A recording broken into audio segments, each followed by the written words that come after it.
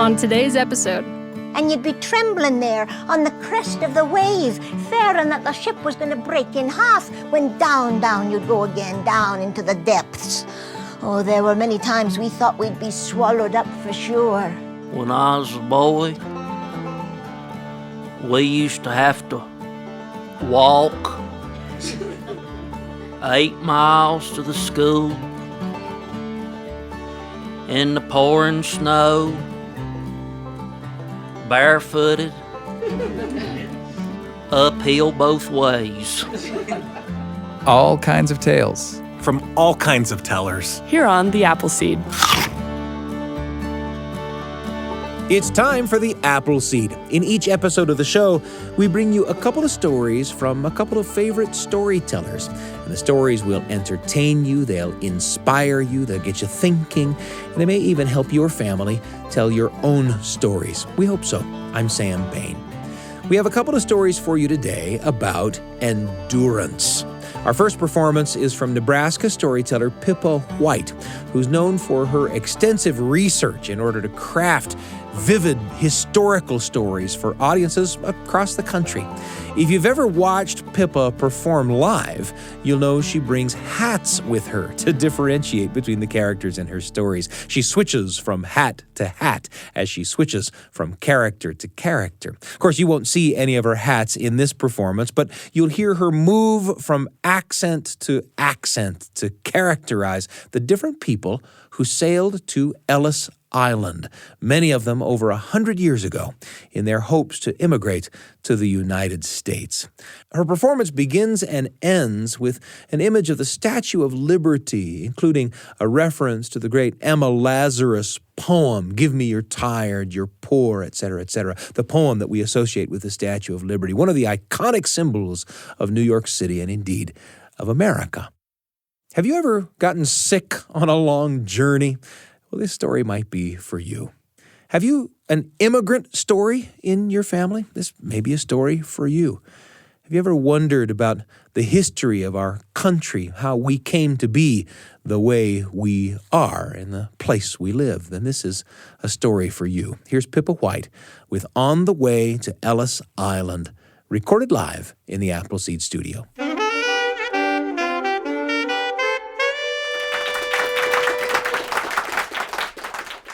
They say that 40% of us now living have ancestors who went through Ellis Island. Isn't that amazing? That's almost half of us. So some of these stories might belong to an ancestor of yours.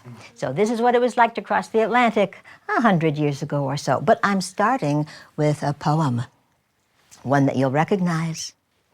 Not like the brazen giant of Greek fame, with conquering limbs astride from land to land, here at our sea-washed sunset gates shall stand a mighty woman, with a torch whose flame is the imprisoned lightning, and her name Mother of Exiles. From her beacon hand glows worldwide welcome. Her mild eyes command the air-bridged harbor that twin cities frame. Keep, ancient lands, your storied pomp, cries she with silent lips. Give me your tired, your poor, your huddled masses yearning to breathe free, the wretched refuse of your teeming shore. Send these, the homeless, tempest-tossed to me. I lift my lamp beside the golden door. The crossing, oh, I remember the crossing. It was very, very rough. They say the worst possible time to cross the Atlantic is in December, especially if you're coming from the North Sea. It was so rough the very first day out, they would not allow us up on deck. We had to be down below, and you'd be looking through the porthole, and all you'd see would be water. And then suddenly up the ship would go, and you'd be looking through the porthole, and all you'd see would be blue sky.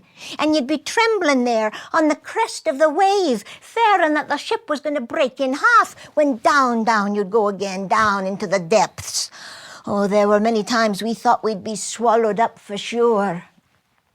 When the weather did clear a bit, they did allow us up on deck. But by that time, we were all so seasick. One man vomited his teeth right over the railing into the ocean. His teeth came out and they went over into the ocean. I remember too, one night I thought perhaps I could keep something in my stomach. So I went to the dining room and there were only 3 people in the whole dining room because everyone was so seasick. And there was a gentleman there to play the piano, you know, for the 3 diners. But the weather was getting rough again. And all of a sudden the ship went up, about 30 degrees. And all the moorings broke on the piano and it flew across the room and crashed into another wall. Oh, I remember the crossing. I was 22 years old in 1923. I'm Jeannie from Scotland.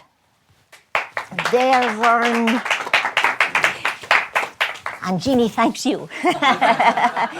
There were no dining rooms in 1903. Not for steerage, not for 3rd class. Batavia was the name of the boat, and it never went back. We got water in there right after we leave Europe. And they try to take the water out, but we have to eat where we sleep because water got in that way. Oh, and that leaky old boat, she never make it back. And all the children got measles, and some of them died. And they threw them into the water like cattle. It was a pathetic thing, but they could not ride with the bodies. But I was 13 years old. I never forget that. You can imagine how the women carried on. They take the little body from them and they toss it, nice and quiet, into the ocean. And our mother hid our baby in a great big apron because that way nobody could see the baby because maybe the baby was going to catch it. Oh, and the baby would cry and people would come and we would say, shush, shush, someone is coming. Oh, you don't know how we suffer. But our baby did not die. Steerage. You know what that is? The basement of the ship. You can imagine down there, maybe 200 people, and one big opening, and no privacy, and one water faucet for all those people, and many times it don't work. And herring, that is what they feed us, the little fish, herring. I still have the taste in my mouth. Herring and garlic on bread. They say if you have garlic, you do not vomit and get seasick. Oh, we used to cry to my mama, my brothers and sisters and me, Mama, it tastes bad. And she would say, shush, shush, soon you get good food, soon it be good food.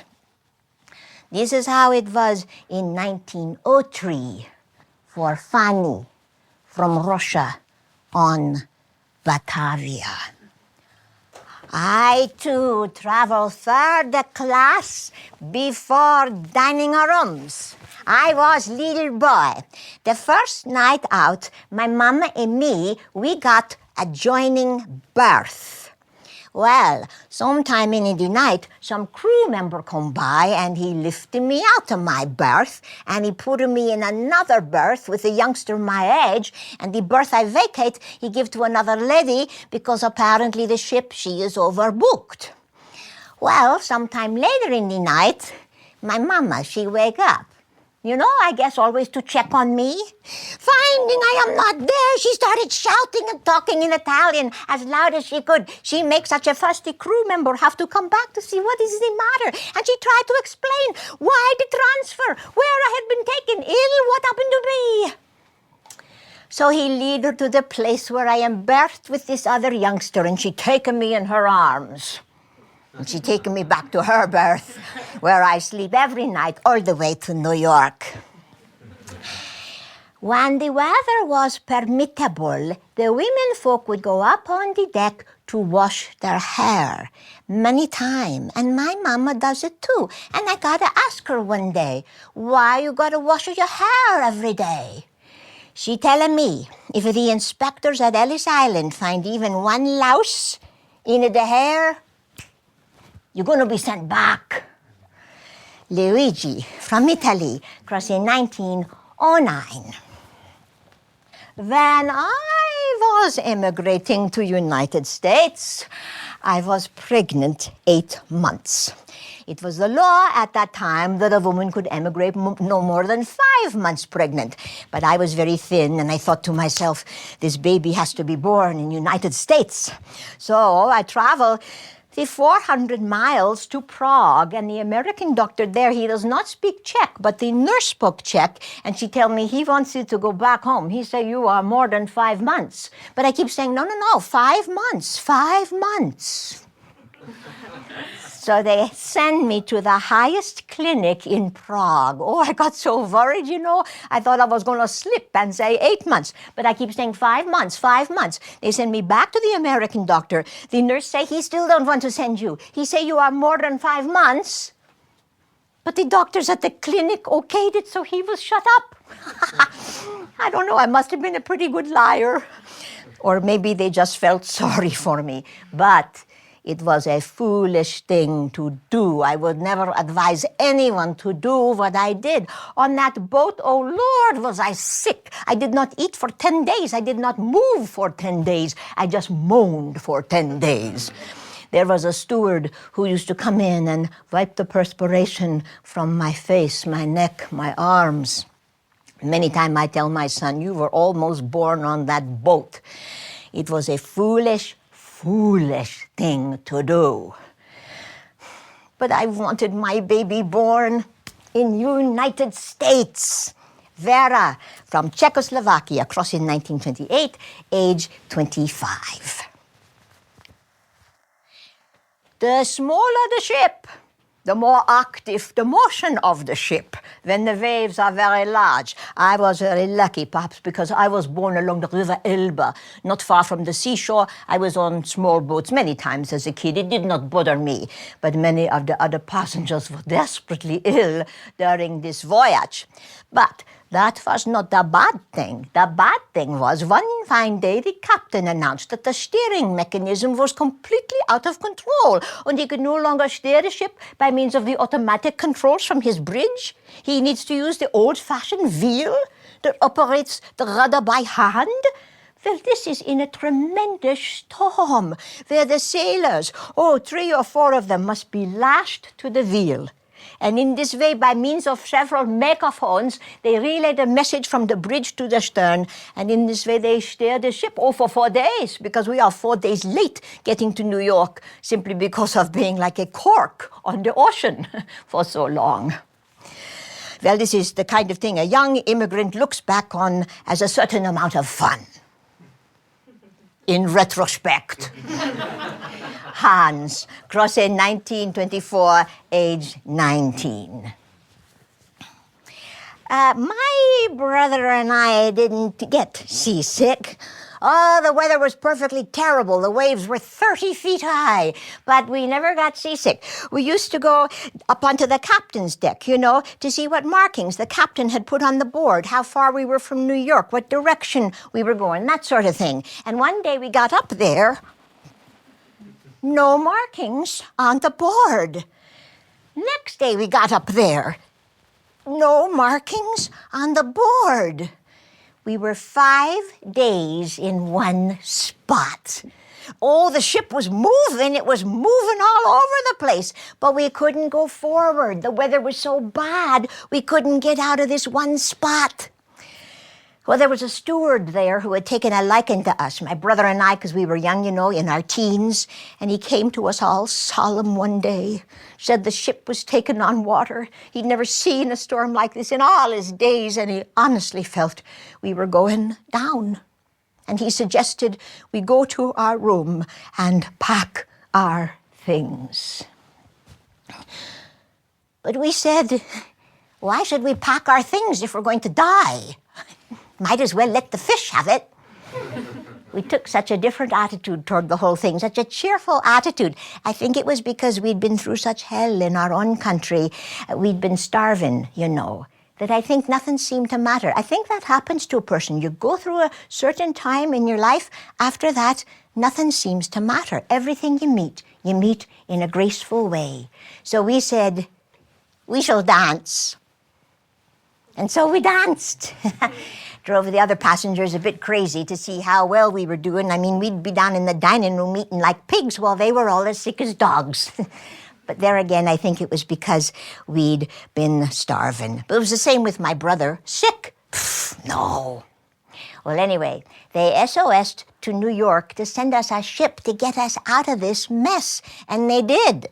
They sent the battleship Washington. And that ship never found us. It was 50 miles away. The fog was so thick, the waves were so high, that boat went back without us. But after 5 days, the weather did clear. Oh, and they began to paint the boat. And the captain put the markings on the board. Nora from Ireland, crossing 1913.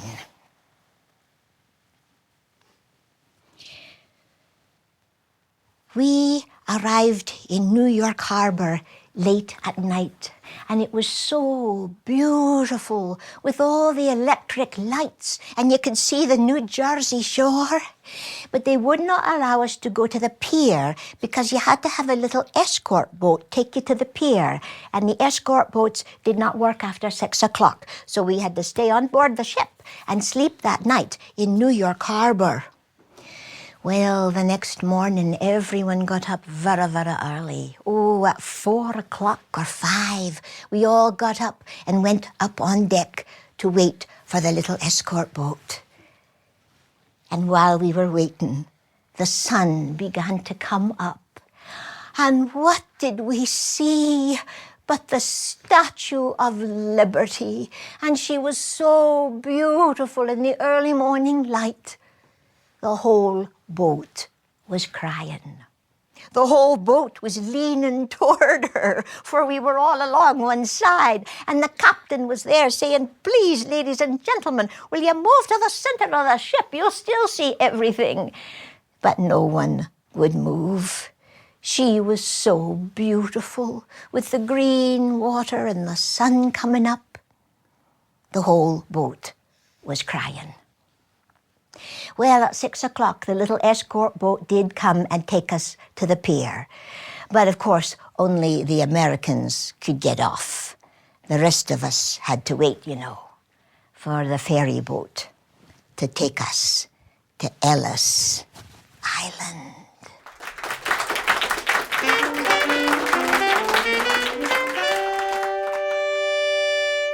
Pippa White with On the Way to Ellis Island, a performance recorded live in the Appleseed studio before our terrific studio audience. That story was full of the experiences of people from all over the world traveling to America, hoping for a better life.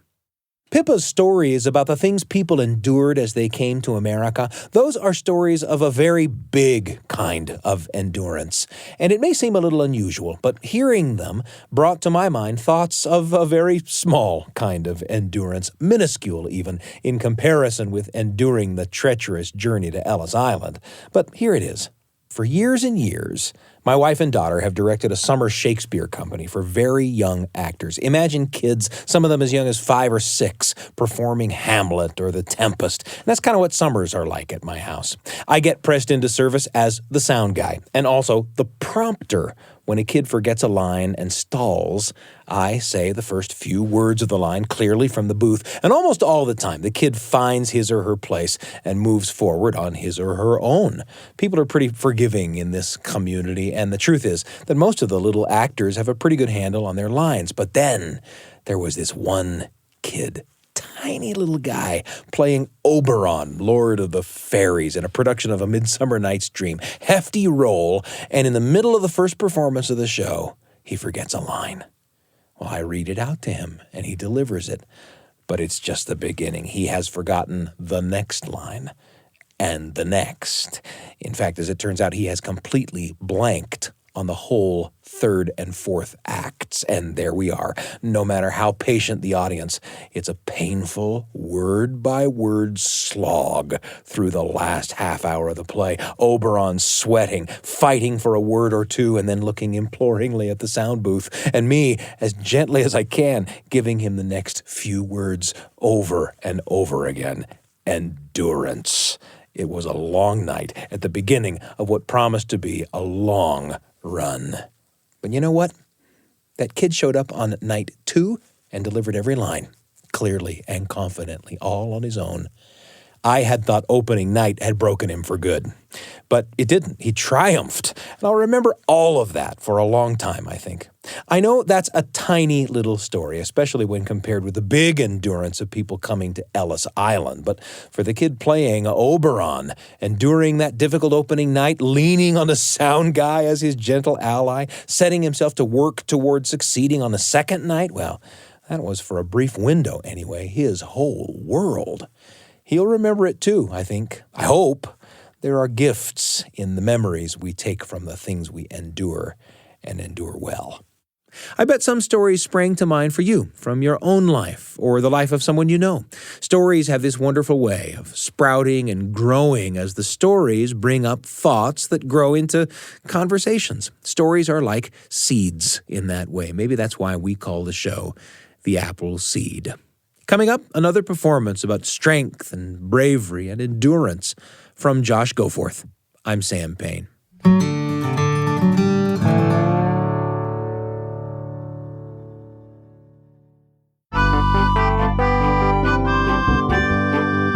It's such a pleasure to be with you on the Appleseed. A moment ago, we heard On the Way to Ellis Island, a performance from storyteller Pippa White.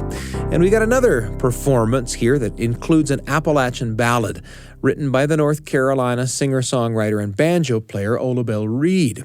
It's performed for you here by Josh Goforth, along with a tale of endurance. Now, the song, of course, is called I've Endured.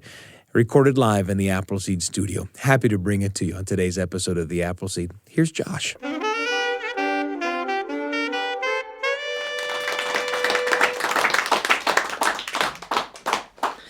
You know, I love going around the country because, I love to hear the different stories from all across the nation.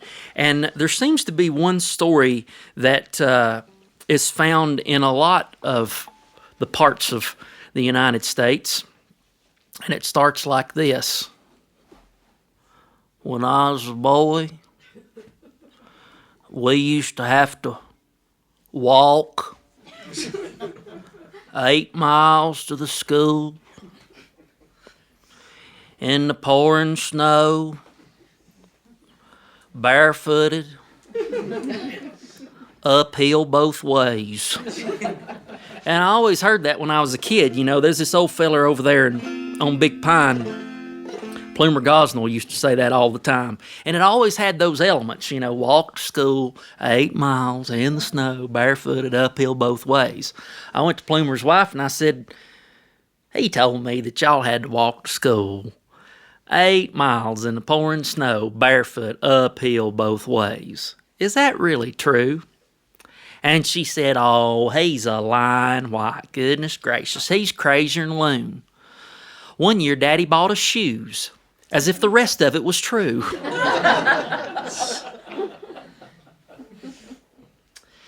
And so I got to thinking about that, and you know what? Mountain people did work really hard, and they did have to go through struggle and strife.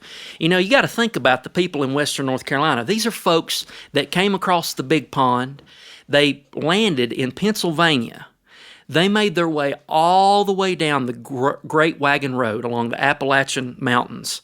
And those who got all the way down to North Carolina, North Georgia, they were the hardiest breed, let's say, probably the toughest there was, growing all these crops in hard, rocky soil on the sides of these mountains. And people ask me all the time, they say, well, if you could describe mountain people in one word, what would it be? And I say, oh, that's easy.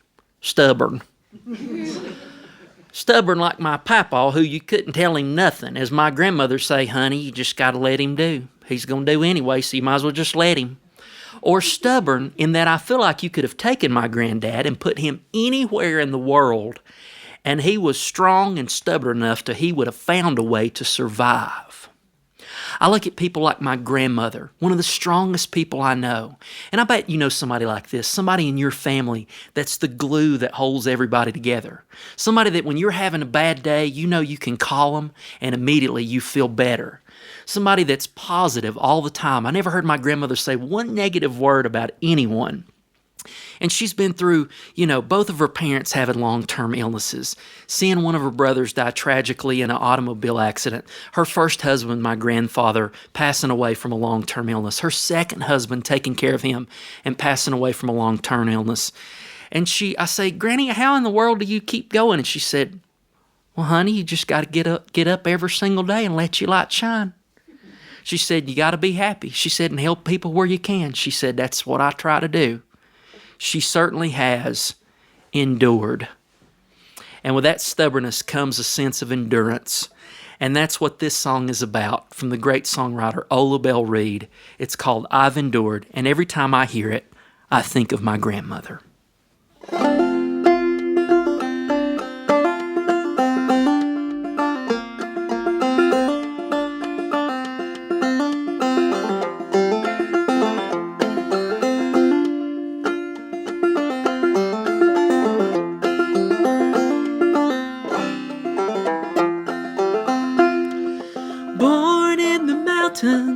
Many years ago, well, I climbed these hills and valleys through the rain and snow. Oh, I seen the lightning flashing and I heard the thunder roll. And I've endured, oh, I've endured. But how long can one endure? I was barefoot in the summer, on into the fall. There were too many mouths to feed that could not clothe us all. But I was sent to church on Sunday to learn the golden rule. So I've endured, oh, I've endured. But how long can one endure?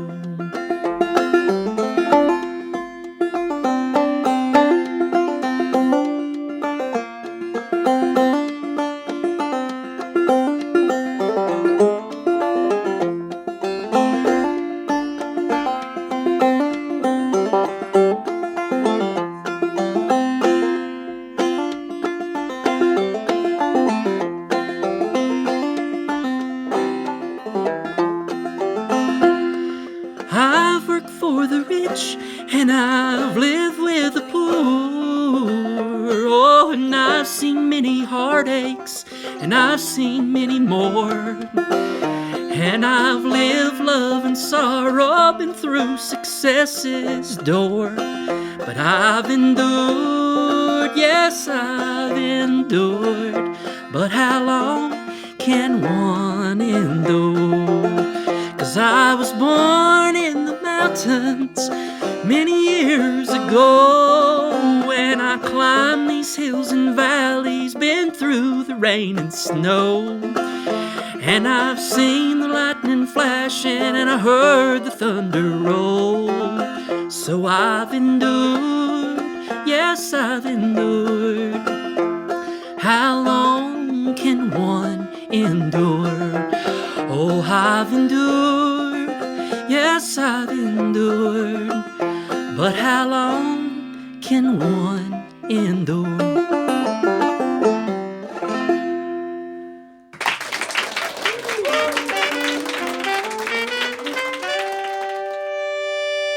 That was Josh Goforth with a performance of I've Endured. I bet you have someone in your family that inspires you with their hard work, their grit, their love for others. And I hope you take time to hear their stories, to understand what made them who they are, to remember those stories, and even to share them. Thanks for joining us today on The Appleseed. And thanks to Pippa White and Josh Goforth for sharing their stories. Listening to these stories always brings up memories for me that I love to share. Where did the stories take you? And who will you take along? Our episode today was produced by Brian Tanner, Heather Bigley, and Wendy Folsom. Our audio engineers are Carly Wilson and Ashton Parkinson. Trent Horton and Evie Hendricks make up the rest of the Appleseed team. If you want to send us a note, you can. Email us at theappleseed@byu.edu. That's theappleseed, all one word, at byu.edu. Or if you're listening through a podcast app, rate us, leave us a little review. It helps people find the show. And, of course, we love to see what you've written. We're pleased and proud to be among the many shows in the BYU Radio family of programs. And you can find this episode or any episode from our archive on the BYU Radio app at byuradio.org/Appleseed or by Googling the Appleseed Podcast. I'm Sam Payne, and I can't wait to be with you again on the Appleseed.